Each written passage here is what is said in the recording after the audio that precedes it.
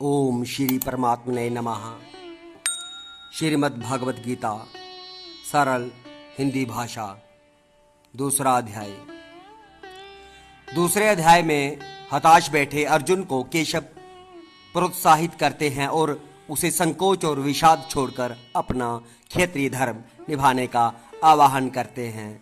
अर्जुन फिर अपना संदेह व्यक्त करता है और युद्ध लड़ने से इनकार करता है। वास्तव में इसके बाद ही अर्थात दूसरे अध्याय के 11वें श्लोक से ही भगवान का असली उपदेश आरंभ होता है। भगवान अर्जुन को आत्मा की अमृता के बारे में बताते हैं और शरीर का भेद भी अर्जुन को बताते हैं। आत्मा अनश्वर है, उसके लिए हमें शोक नहीं करना चाहिए। शरीर भी जो नश्वर है उसके लिए भी हमें शोक कदापि ही नहीं करना चाहिए। केशव अर्जुन को अपना कर्तव्य भावना जगाने का प्रयास करते हैं, योग के बारे में बताते हैं और समझाते हैं कि परिणाम की इच्छा या परिणाम की चिंता किए बिना ही हमें अपना कर्तव्य करते रहना चाहिए। अर्जुन दुखी मन से रथ के पिछले भाग में बैठे हैं। उस प्रकार करुणा से व्याप्त और आंसुओं से पूर्ण तथा व्याकुल नेत्रों वाले शोक युक्त उस अर्जुन के प्रति भगवान मधुसूदन ने यह वचन कहा। श्री भगवान बोले, हे अर्जुन, तुझे इस असमय में यह मोह किस हेतु से प्राप्त हुआ? क्योंकि न तो यही श्रेष्ठ पुरुषों का द्वारा आचरित है, न स्वर्ग को देने वाला है और न कीर्ति को करने वाला ही है। इसलिए हे अर्जुन, नपुंसकता को मत प्राप्त हो, तुझ में यह उचित नहीं जान पड़ती। हृदय की तुच्छ दुर्बलता को त्याग कर युद्ध के लिए खड़ा हो जा। अर्जुन बोले, हे मधुसूदन, मैं रणभूमि में किस प्रकार बाणों से भीष्म पितामह और द्रोणाचार्य के विरुद्ध लड़ूंगा? क्योंकि हे मधुसूदन, वे दोनों ही पूजनीय हैं।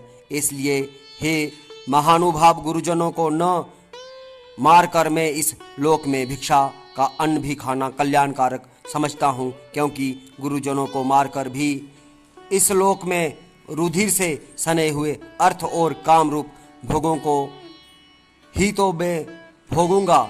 हम यह भी नहीं जानते कि हमारे लिए युद्ध करना और न करना, इन दोनों में से कौन सा श्रेष्ठ है, अथवा यह भी नहीं जानते उन्हें हम जीतेंगे या हम को वे जीतेंगे। और जिनको मारकर हम जीना भी नहीं चाहते, वे ही हमारे आत्मीय धृष्ट राष्ट्र के पुत्र हमारे मुकाबले में खड़े हैं। इसलिए कायरता रूप दोष से उपहत हुए स्वभाव वाला तथा धर्म के विषय में मोहित चित हुआ मैं आपसे पूछता हूँ कि जो साधन निश्चित कल्याणकारक हो वह मेरे लिए कहिए, क्योंकि मैं आपका शिष्य हूँ। इसलिए आपके शरण हुए मुझको शिक्षा दीजिए, क्योंकि भूमि में निष्कंटक धन धान्य संपन्न राज्य को और देवताओं के स्वामी पने को प्राप्त होकर भी मैं उस उपाय को नहीं देखता हूँ जो मेरी इंद्रियों के सुखाने वाले शोक को दूर कर सके। संजय बोले, हे राजन, निद्रा को जीतने वाले अर्जुन अंतर्यामी श्री कृष्ण महाराज की प्रति उस प्रकार कहकर श्री गोविंद भगवान से युद्ध नहीं करूंगा, यह स्पष्ट कहकर चुप हो गए। हे भरतवंशी धृतराष्ट्र, अंतर्यामी श्री कृष्ण महाराज दोनों सेनाओं के बीच में शोक करते हुए उस अर्जुन को हंसते हुए यह वचन बोले। श्री भगवान बोले, हे अर्जुन, तू न शोक करने योग्य मनुष्यों के लिए शोक करता है और पंडितों के से वचनों को कहता है, परंतु जिनके प्राण चले गए हैं उनके लिए और जिनके प्राण नहीं गए हैं उनके लिए भी पंडित जन शोक नहीं करते। न तो ऐसा ही है कि वे किसी काल में नहीं था, तू नहीं था, अथवा ये राजा लोग नहीं थे, और न ऐसा ही है कि इससे आगे हम सब नहीं रहेंगे। जैसे जीवात्मा की इस देह में बालकपन, जवानी और वृद्धावस्था होती है, वैसे ही अन्य शरीर की प्राप्ति होती है। उस विषय में धीर पुरुष मोहित नहीं होता। हे कुंती पुत्र, सर्दी, गर्मी और सुख दुख को देने वाले इंद्रिय और विषयों के संयोग तो उत्पत्ति विनाशशील और अनित्य हैं। इसलिए हे भारत, उनको तू सहन कर, क्योंकि हे पुरुष श्रेष्ठ, दुख सुख को समान समझने वाले जिस धीर पुरुष को ये इंद्रिय और विषयों के संयोग व्याकुल नहीं करते, वह मोक्ष के योग्य होता है। असत वस्तु की तो सत्ता नहीं है और सत्य का अभाव नहीं है। इस प्रकार इन दोनों का ही तत्वज्ञानी पुरुषों द्वारा देखा गया है। नाश रहित तो तू जो उसको जान जिससे यह संपूर्ण जगत दृश्य वर्ग व्याप्त है। इस अविनाशी का विनाश करने में कोई भी समर्थ नहीं है। इस नाश रहित अप्रमेय नित्य स्वरूप जीवात्मा के ये सब शरीर नाशवान कहे गए हैं। इसलिए हे भरतवंशी अर्जुन, तू युद्ध कर। जो इस आत्मा को मारने वाला समझता है तथा जो इसको मरा मानता है, वे दोनों ही नहीं जानते, क्योंकि यह आत्मा वास्तव में न तो किसी को मारता है और न किसी के द्वारा मारा जाता है। यह आत्मा किसी काल में भी न तो जन्मता है और न मरता ही है, और तथा न यह उत्पन्न होकर फिर होने वाला ही है, क्योंकि यह अजन्मा नित्य सनातन और पुरातन है। शरीर के मारे जाने पर भी यह मरा नहीं जाता। हे पृथापुत्र अर्जुन, जो पुरुष इस आत्मा को नाश रहित नित्य अजन्मा और अव्यय जानता है, वह पुरुष कैसे किसको मरवाता है और कैसे किसको मारता है। जैसे मनुष्य पुराने वस्त्रों को त्याग कर दूसरे नए वस्त्रों को ग्रहण करता है, वैसे ही जीवात्मा पुराने शरीरों को त्याग कर दूसरे नए शरीरों को प्राप्त होता है। इस आत्मा को शस्त्र नहीं काट सकते, इसको आग नहीं जला सकती, इसको जल नहीं गला सकता और वायु नहीं सुखा सकती, क्योंकि यह आत्मा अच्छेद्य है। यह आत्मा निसंदेह अशोष्य है और तथा यह आत्मा नित्य सर्वव्यापी अचल स्थिर रहने वाला और सनातन है। यह आत्मा अव्यक्त है, यह आत्मा अचिंत्य है, यह आत्मा विकार रहित कहा जाता है। इससे हे अर्जुन, इस आत्मा को उपर्युक्त प्रकार से न जानकर तू शोक करने का योग्य नहीं है, अर्थात तुझे शोक करना उचित नहीं है। किंतु यदि तू इस आत्मा को सदा जन्मने वाला तथा सदा मरने वाला मानता हो, तो भी हे महाबाहु, तू इस प्रकार शोक करने के योग्य नहीं है, क्योंकि इस मान्यता के अनुसार जन्मे हुए की मृत्यु निश्चित है और मरे हुए का जन्म निश्चित है। इससे भी इस बिना उपाय वाले विषय में तू शोक करने को योग्य नहीं है। हे अर्जुन, संपूर्ण प्राणी जन्म से पहले अप्रकट थे और मरने के बाद भी अप्रकट हो जाने वाले हैं, केवल बीच में ही प्रकट हैं। फिर ऐसी स्थिति में क्या शोक करना है। कोई एक महापुरुष ही इस आत्मा को आश्चर्य की भांति देखता है और वैसे ही दूसरा कोई महापुरुष ही इसके तत्व का आश्चर्य की भांति वर्णन करता है, तथा कोई दूसरा अधिकारी पुरुष ही इसे आश्चर्य की भांति सुनता है और कोई कोई तो सुनकर भी इसको नहीं जानता। हे अर्जुन, यह आत्मा सबके शरीर में सदा ही अवैध है। इस कारण संपूर्ण प्राणियों के लिए तू शोक करने के योग्य नहीं है, तथा अपने धर्म को देखकर भी तू भय करने योग्य नहीं है, अर्थात तुझे भय नहीं करना चाहिए, क्योंकि क्षत्रिय के लिए धर्म युक्त युद्ध से बढ़कर दूसरा कोई कल्याणकारी कर्तव्य नहीं है।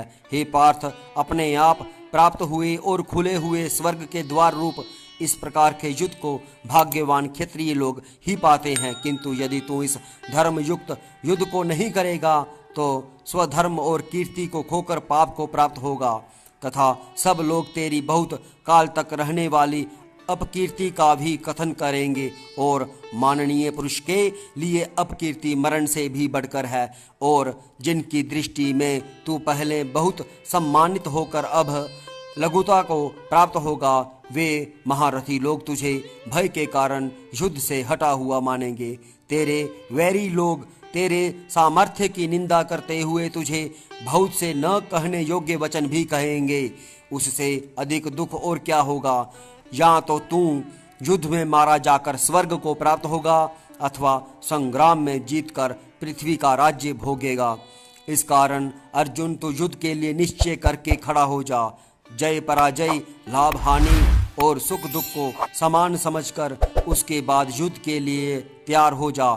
इस प्रकार युद्ध करने से तू पाप को नहीं प्राप्त होगा। हे पार्थ, ये बुद्धि तेरे लिए ज्ञान योग के विषय में कही गई है और अब तू इसको कर्म योग के विषय में सुन।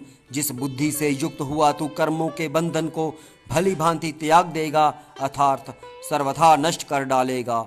इस कर्म योग में आरंभ का अर्थात बीज का नाश नहीं है और उल्टा फल रूप दोष भी नहीं है, बल्कि इस कर्म योग रूप धर्म का थोड़ा सा भी साधन जन्म मृत्यु रूप महान भय से रक्षा कर लेता है। हे अर्जुन, इस कर्म योग में निश्चयात्मिका का बुद्धि एक ही होती है, किंतु अस्थिर विचार वाले विवेकहीन सकाम मनुष्यों की बुद्धियां निश्चय ही बहुत भेदों वाली और अनंत होती हैं। हे अर्जुन, जो भोगों में तन्मय हो रहे हैं, जो कर्मफल के प्रशंसक वेद वाक्यों में ही प्रीति रखते हैं, जिनकी बुद्धि में स्वर्ग ही परम प्राप्य वस्तु है और जो स्वर्ग से बढ़कर दूसरी कोई वस्तु ही नहीं है, ऐसा कहने वाले वे अवेवी की जन इस प्रकार की जिस पुष्पित पदार्थ दिखाऊ शोभा युक्त वाणी को कहा करते हैं, जो कि जन्म रूप कर्म फल देने वाली एवं भोग तथा ऐश्वर्य की प्राप्ति के लिए नाना प्रकार की बहुत सी क्रियाओं का वर्णन करने वाली है, उस वाणी द्वारा जिनका चित्त हर लिया गया है, जो भोग और ऐश्वर्य में अत्यंत आसक्त हैं, इन पुरुषों की परमात्मा में निश्चयात्मिका बुद्धि नहीं होती। हे अर्जुन, वेद उपर्युक्त प्रकार से तीनों गुणों के कार्य रूप समस्त भोगों एवं उनके साधनों का प्रतिपादन करने वाले हैं, इसलिए तुम उन भोगों एवं उनके साधनों में आसक्तिहीन हर्ष शोक आदि द्वंद्वों से रहित नित्य वस्तु परमात्मा स्थित योग क्षेम को न चाहने वाला और स्वाधीन अंतःकरण वाला हो।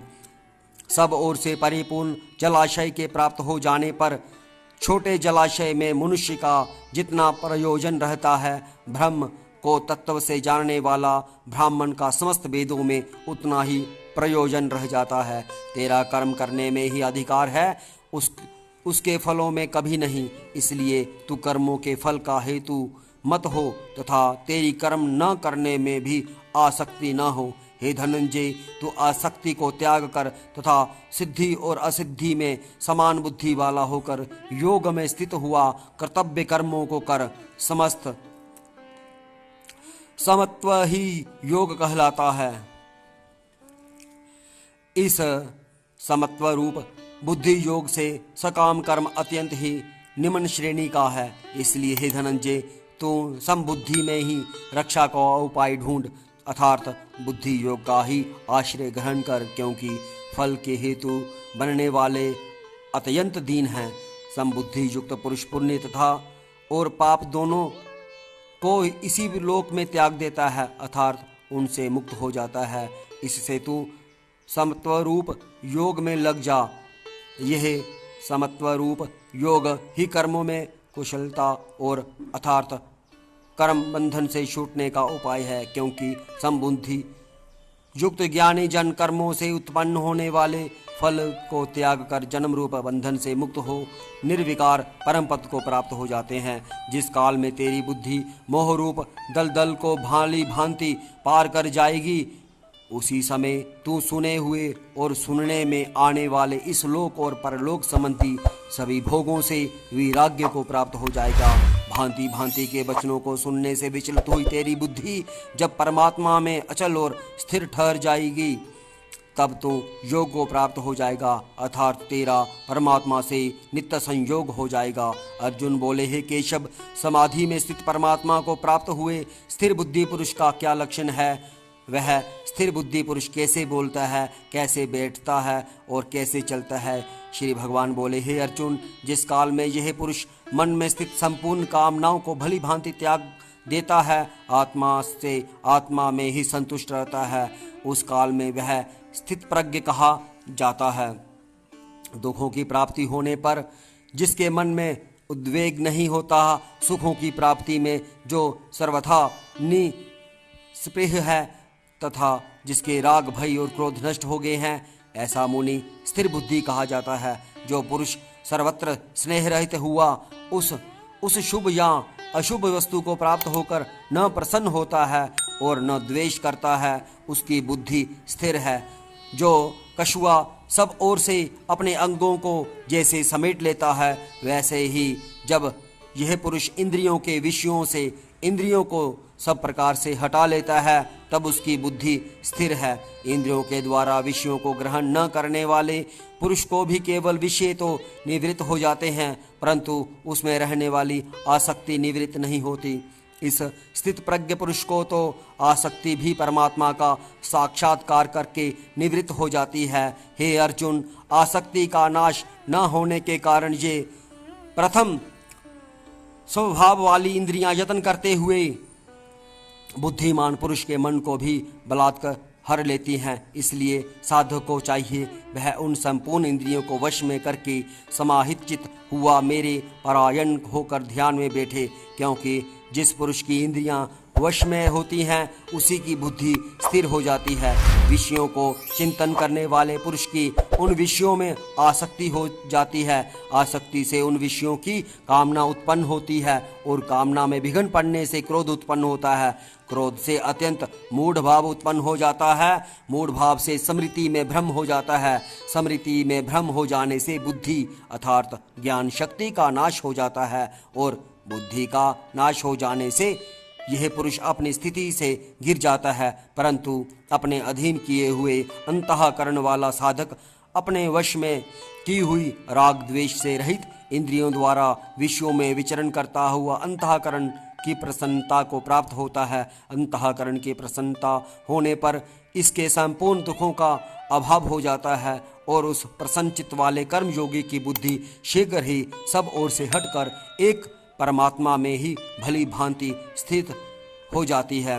न जीते हुए मन और इंद्रियों वाले पुरुष में निश्चयात्मिका बुद्धि नहीं होती और उस आयुक्त मनुष्य के अंतःकरण में भावना भी नहीं होती तथा भावनाहीन मनुष्य को शांति नहीं मिलती और शांति रहित मनुष्य को सुख कैसे मिल सकता है, क्योंकि जैसे जल में चलने वाली नाव को वायु हर लेती है, वैसे ही विषयों में विचरती हुई इंद्रियों में से मन जिस इंद्रिय के साथ रहता है वह एक ही इंद्रिय इस अयुक्त पुरुष की बुद्धि को हर लेती है। इसलिए हे महाबाहो, जिस पुरुष की इंद्रियां इंद्रियों के विषयों से सब प्रकार निग्रह की हुई हैं उसी की बुद्धि स्थिर है। संपूर्ण प्राणियों के लिए जो रात्रि के समान है, उस नित्य ज्ञान स्वरूप परमानंद की प्राप्ति में स्थित प्रज्ञ योगी जागता है और जिस नाशवान सांसारिक सुख की प्राप्ति में सब प्राणी जागते हैं और परमात्मा के तत्व को जानने वाले मुनि के लिए वह रात्रि के समान है। जैसे नाना नदियों के जल सब ओर से परिपूर्ण अचल प्रतिष्ठा वाले समुद्र में उसको विचलित न करते हुए ही समा जाते हैं, वैसे ही सब भोग जिस स्थित प्रज्ञ पुरुष में किसी प्रकार का विकार उत्पन्न किए बिना ही समा जाते हैं, वही पुरुष परम शांति को प्राप्त होता है, भोगों को चाहने वाला नहीं। जो पुरुष संपूर्ण कामनाओं को त्याग कर ममता रहित अहंकार रहित हुआ विचरता है, वही शांति को प्राप्त होता है, अर्थात वह शांति को प्राप्त है। हे अर्जुन, यह ब्रह्म को प्राप्त हुए पुरुष की स्थिति है। इसको प्राप्त होकर योगी कभी मोहित नहीं होता और अंतकाल में भी इस ब्राह्मी स्थिति में स्थित होकर ब्रह्मानंद को प्राप्त हो जाता है। जय श्री कृष्ण। आज हमने श्रीमद् भगवद गीता के दूसरे अध्याय का श्रवण किया। सभी को जय श्री कृष्ण।